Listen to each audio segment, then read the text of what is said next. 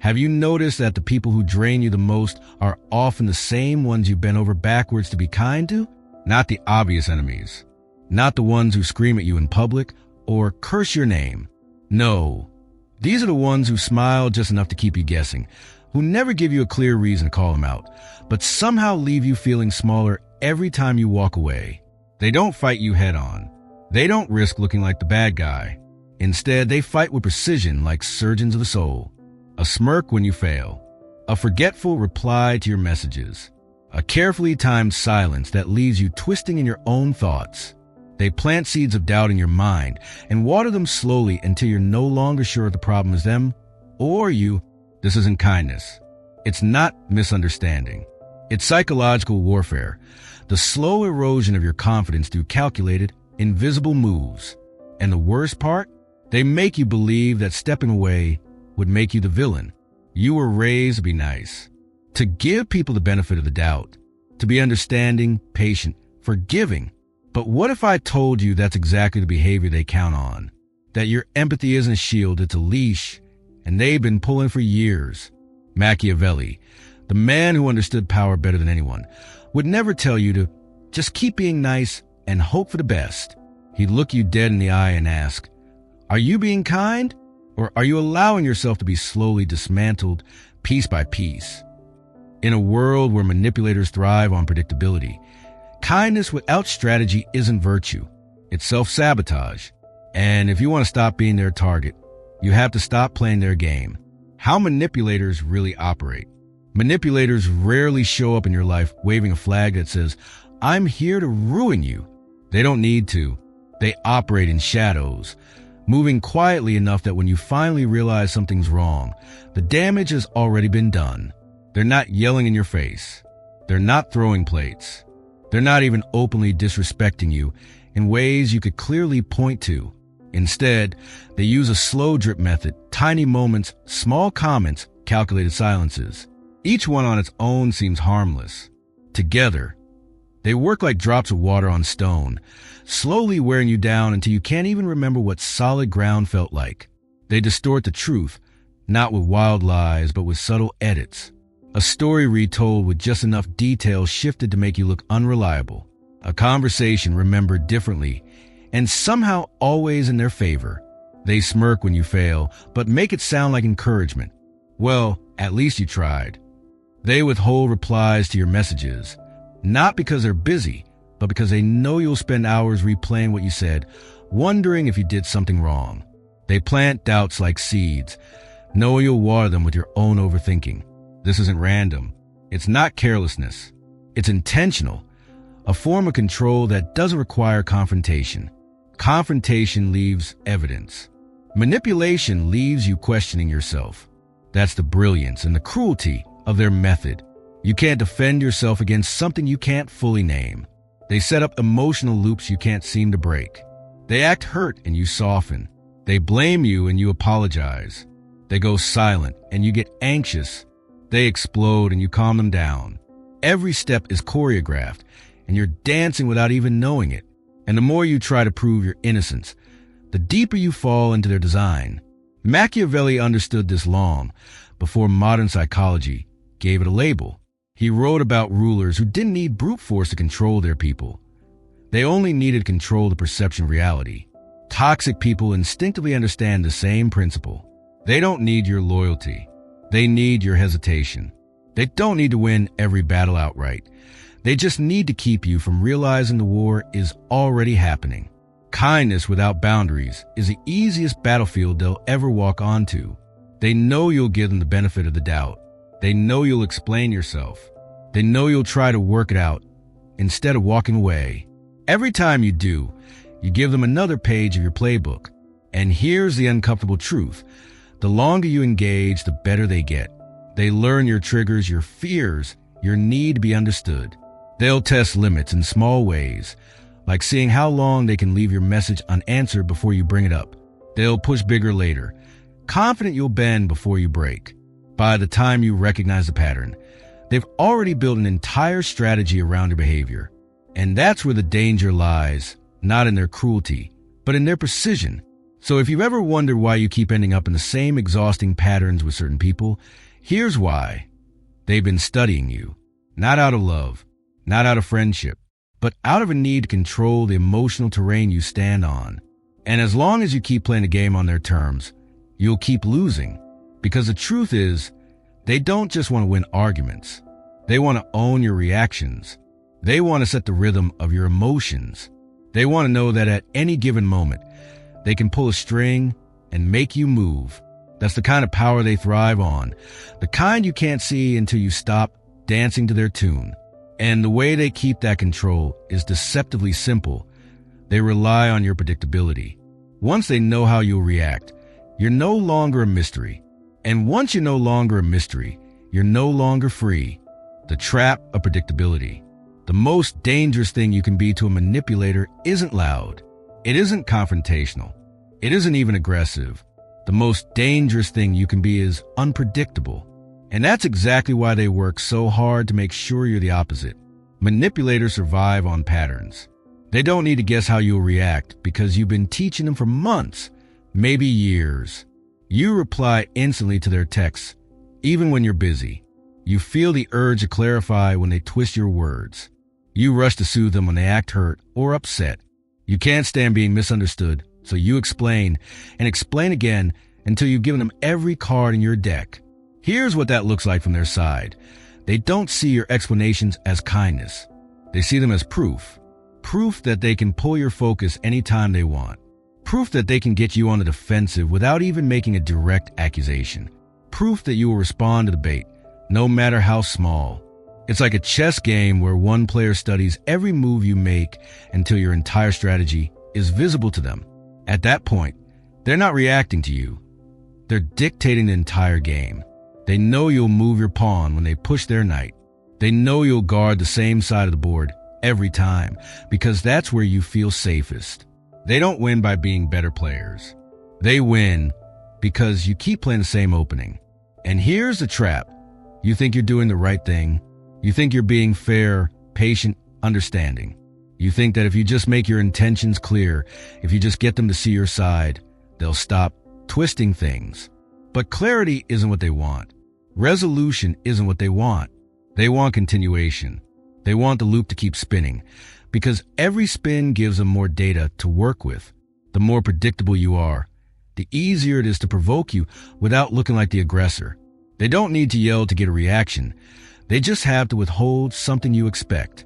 A reply, an invitation, a kind word. Suddenly, you're the one chasing, trying to fix the imbalance. And when you're chasing, they're controlling. Machiavelli understood this centuries ago. The one who adapts too quickly to the desires of others loses their power to set the terms. When you always react, you hand over the pacing of the interaction. You're no longer in control when the conversation starts, how it moves, or when it ends. They've turned your empathy into a remote control for your behavior. And the worst part? Predictability doesn't just make you easier to manipulate. It makes you boring to respect.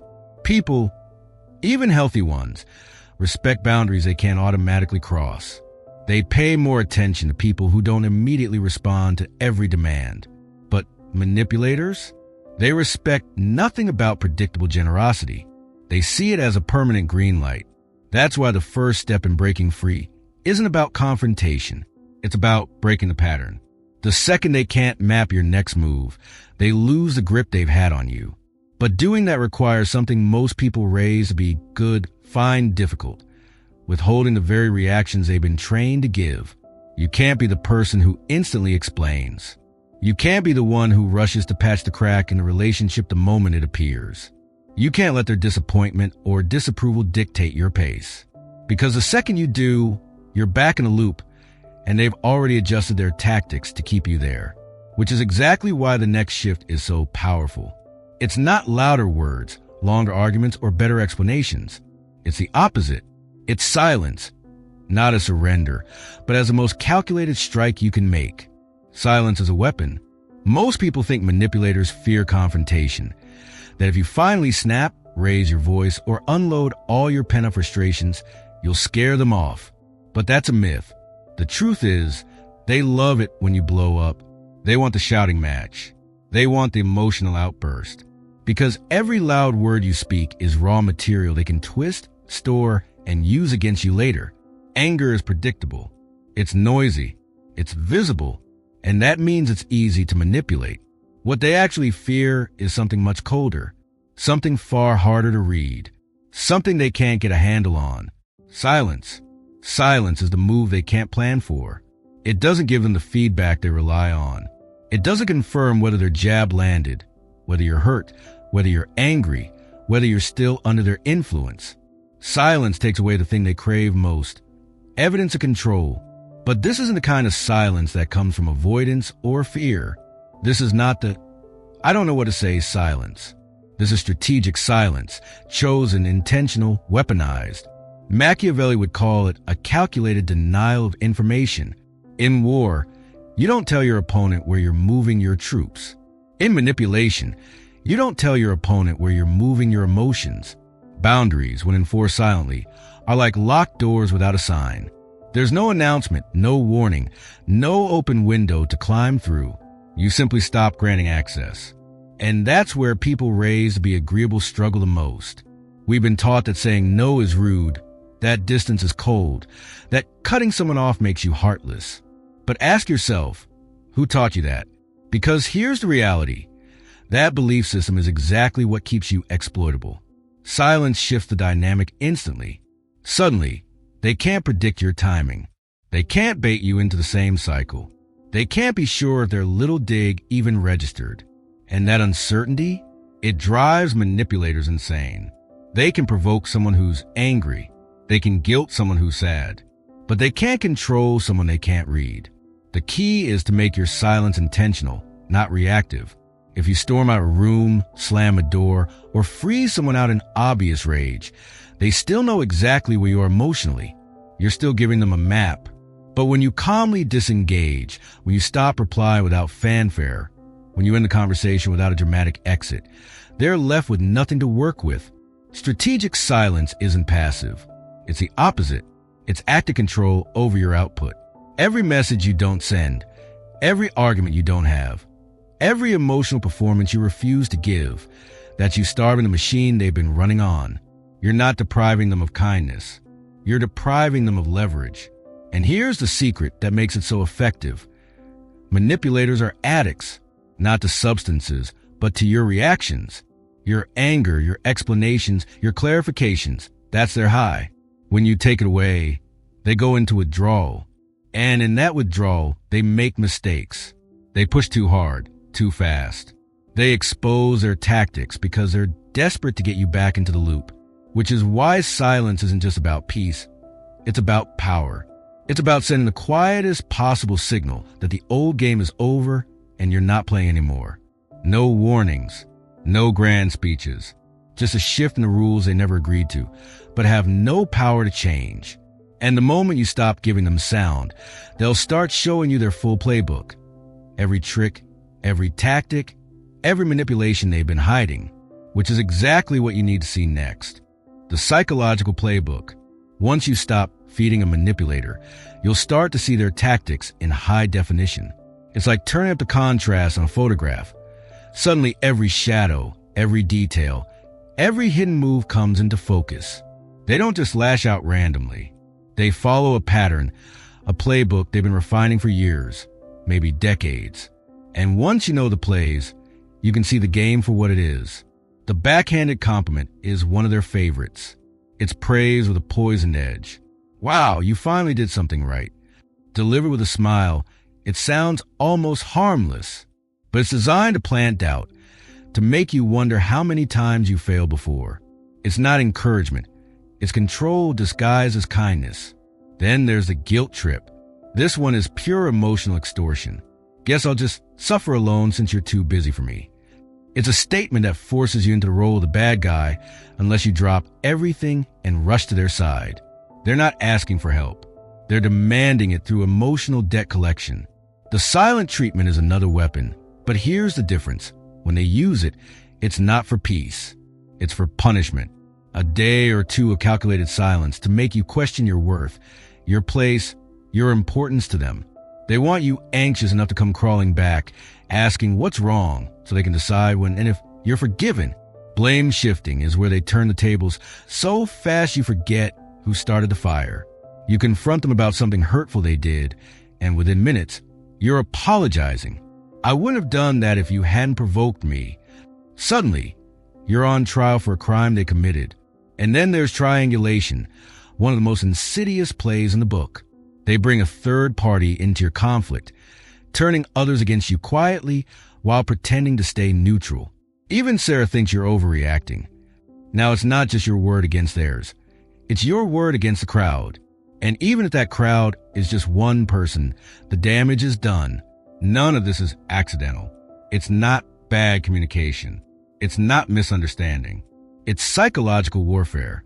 These tactics are designed to destabilize you, to make you second-guess yourself, to drain your emotional reserves until you have no energy left to resist. And when you're running on empty, you're far easier to control. The genius and the horror of this playbook is that it thrives in the gray areas. Nothing is blatant enough for you to point to without sounding paranoid. If you say, "That compliment was actually insulting," they'll laugh and call you sensitive. If you mention the silent treatment, they'll say they were just busy. The whole point is to make you question whether the attack even happened. But once you've seen the plays, you can't unsee them. And that's where your power begins. Not in confronting every tactic, but in recognizing them without reacting. Because the minute you respond the way they want, you've given them exactly what they came for. Control over your emotions. And that's why the next step is so critical. Breaking the cycle they've trapped you in, not by fighting harder, but by refusing to fight on their terms at all. Breaking the cycle.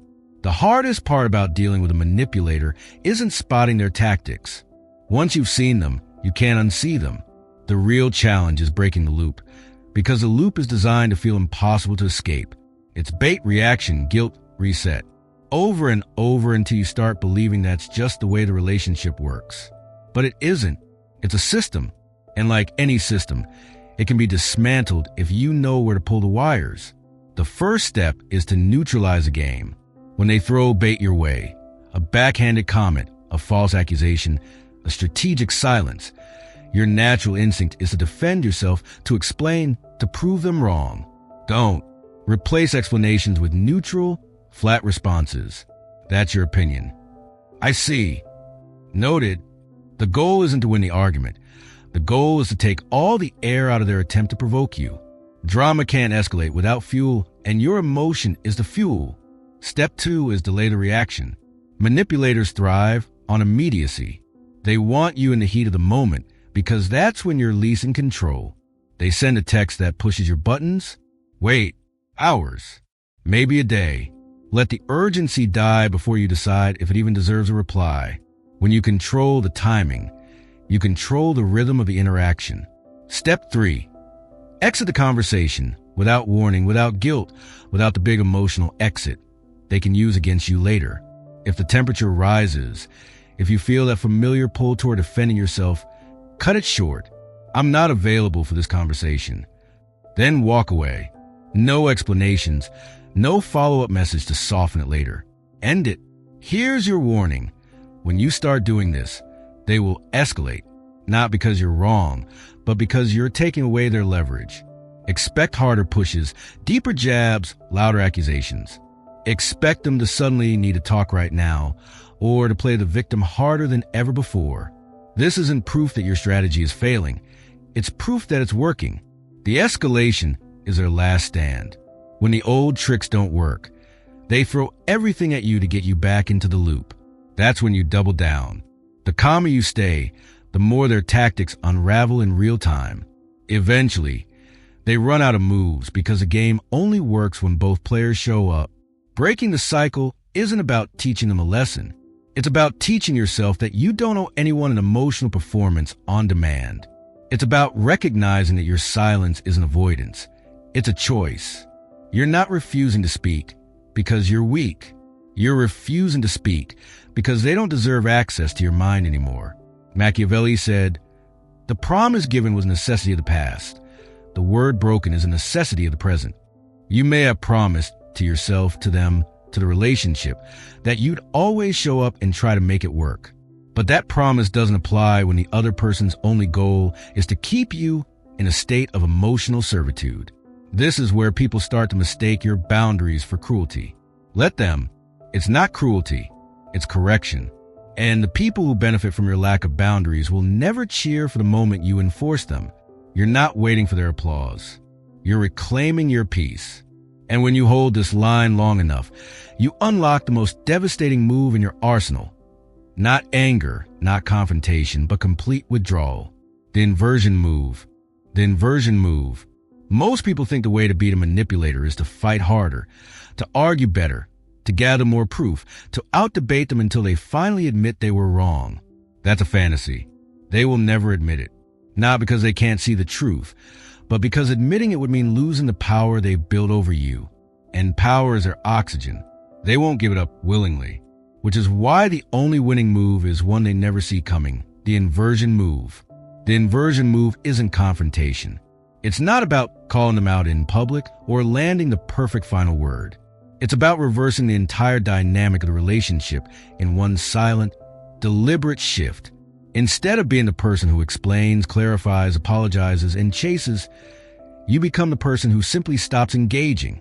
You step out of their orbit, not in anger, not in dramatic protest, but in calculated stillness.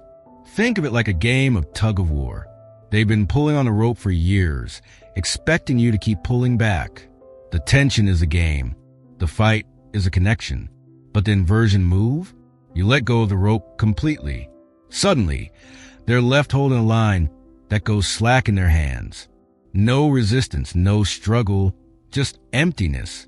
This is where you become an emotional ghost. You're still there in the world, still living your life, still visible, but no longer reachable in the ways they depend on. Your energy, your attention, your emotional reactions? Off limits. They can knock on the door, but the door stays shut. And here's why it terrifies them. Unpredictability. They've memorized your reactions like a script. They know the cues to make you explain, to make you cry, to make you soften. But the moment you step out of that script, they lose their role. They can't direct the scene anymore. And without your cooperation, the entire performance collapses.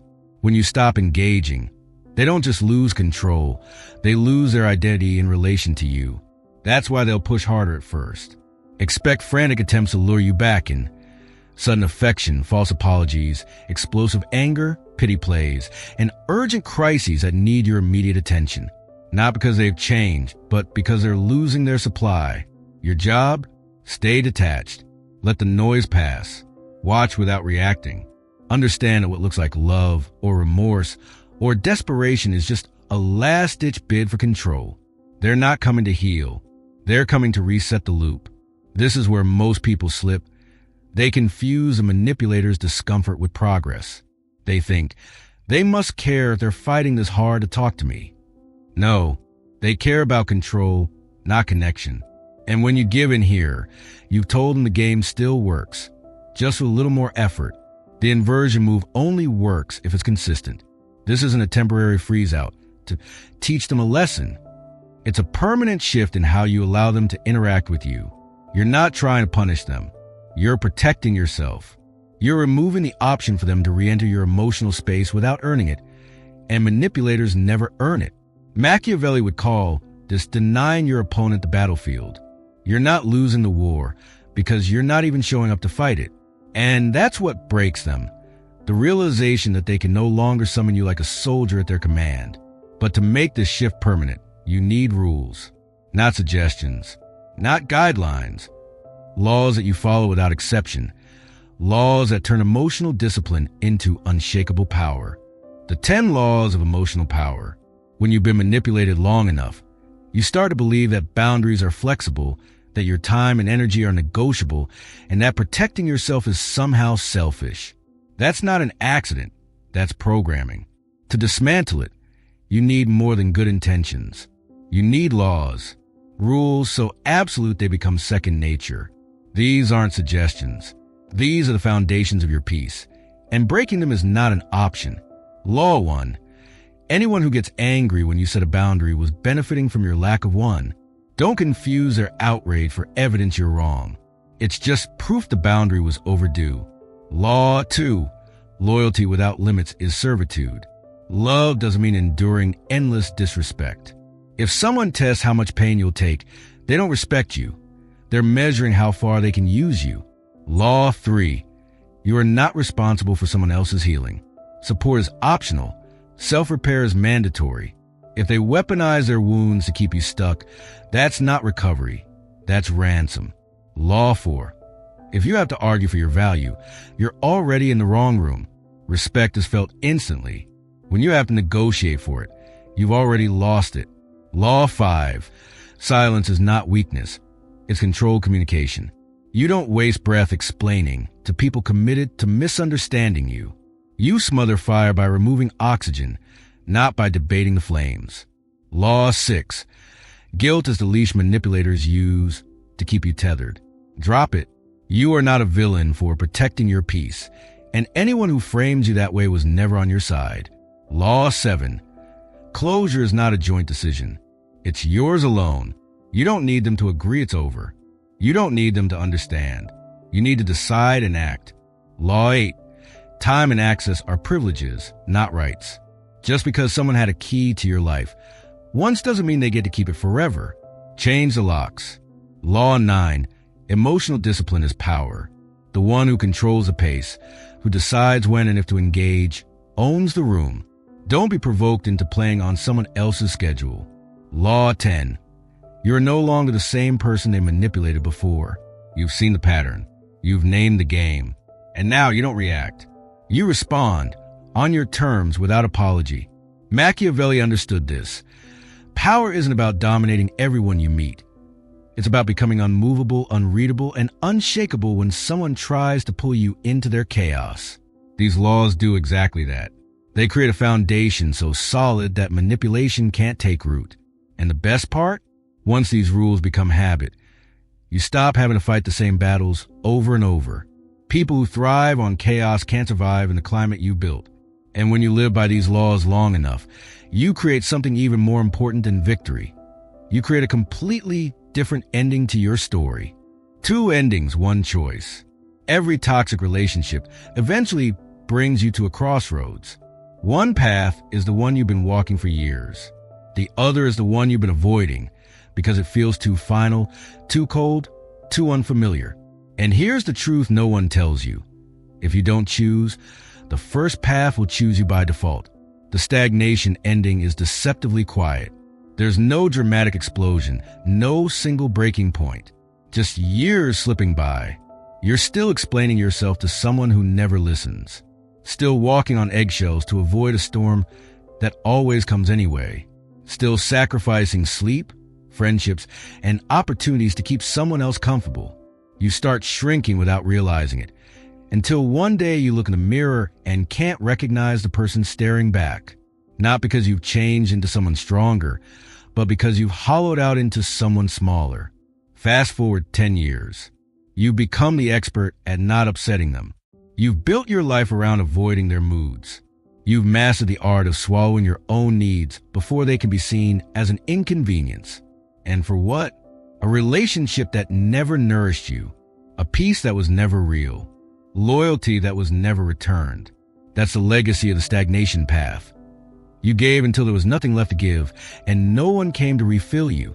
The other path, the transformation ending, is harder at first. It's messy, lonely, confusing. It requires burning the bridge to the version of yourself who tolerated too much. It demands that you enforce boundaries without waiting for permission. It asks you to be okay with being misunderstood, even disliked, by people who only valued you when you didn't value yourself. But here's what you gain: clarity, peace, the ability to walk into any room without wondering if you've upset someone before you even said hello. You stop explaining your boundaries. You start living them. You stop chasing love. You start recognizing alignment. You stop giving second chances to people who knew exactly what they were doing the first time. And yes, they'll say you've changed. They'll call you cold, selfish, distant. Good. Let them. That's not cruelty. That's confirmation. People who are comfortable using you will always resent the moment you become unavailable to be used.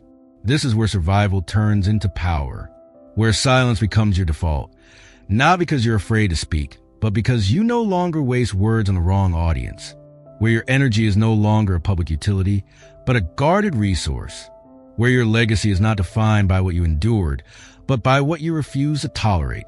The question is simple. When they speak of you in years to come, what will they say? Will you be remembered as the person who gave until there was nothing left, or as the one who walked away without looking back? Not to hurt them, not to prove a point, but to protect the future you deserve? Machiavelli would tell you this. In power, hesitation is defeat.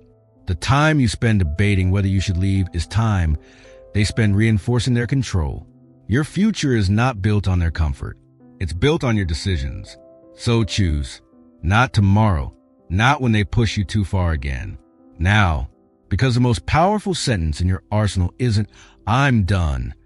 It's the silence that follows after. And once you choose it, you never have to choose them again.